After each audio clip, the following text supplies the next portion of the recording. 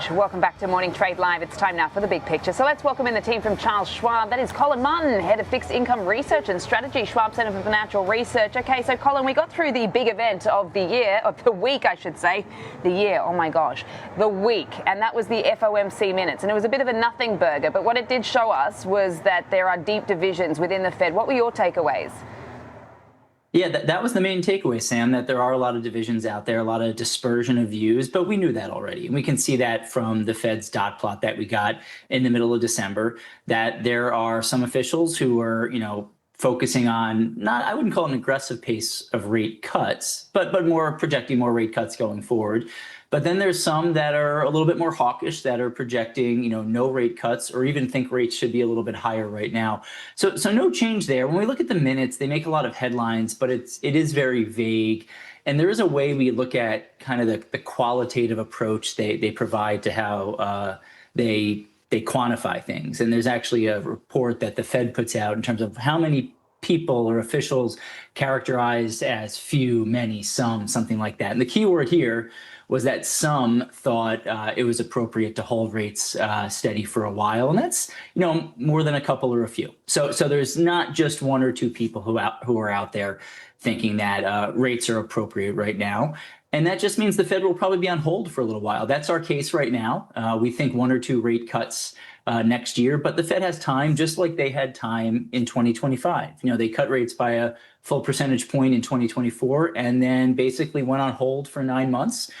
I'm not sure if it'll be 9 months again next year, but I think they can be patient right now, given the economic outlook and given that wide dispersion of views, before we get more evidence that maybe the labor market is cooling more than we think it is, or maybe that inflation is actually steadily moving lower. But I think that'll take some time, because it'll take a few months before we get a complete economic picture, as it'll take time for the real data come in following the reopening of the government.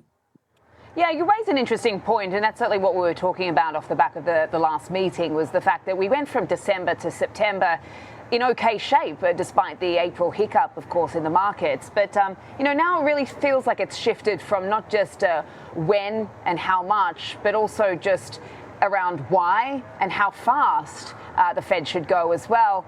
You talked about the data. Obviously, we're looking for a bit more of a cleaner picture. We got some initial jobless claims out this morning, looking okay, but there are some seasonal factors to consider here. What are you expecting in the first couple of weeks of January? What data points are you going to be paying attention to the most? It's going to be the labor market and inflation, as they're going to be the key focus right now. But I don't think it's just going to be one more month of data. I think we'll need to see a couple more months before things get kind of filtered through as the government reopened. You mentioned the initial and continuing jobless claims this morning, better than expected. But again, they can be a little bit funky around the holiday season. We saw that around Thanksgiving with a pretty low reading for initial jobless claims. And now we saw another low reading with the Christmas week. So a lot of noise there. We want to see a handful of weeks before we get a more complete picture there. But it's really going to come down to the labor market and inflation. We got some good news with the most recent CPI report, but again, we didn't get a key month of October. So we saw a long-term 12-month trend. We didn't see that monthly trend, and a lot of things were kind of imputed there. So again, very incomplete. So it's not just the next reading that'll matter, or next release, but I'd say 2 or 3 more months, I think, before we get that full, complete picture. The conversation this morning has very much been the fact that if you haven't made money in this market, you've probably been living under a rock, because, obviously we've seen stocks gain in double digits. It's been a nice rally for the commodity space as well. International markets have outperformed too. But just talk us through your sort of bond market wrap up as far as some of the returns you've seen there and your expectations moving into 2026. Yeah, it was a really good year for bonds this year. In fact, there's no index that we track that suffered a loss. Now, maybe there's some indexes out there, a little bit more niche ones or opaque, but not ones that we track. It was a good year. And like you said, it was hard to not make money with bond investments this year. If we look at high quality investments, we saw returns anywhere from the high 6% to low 8% area.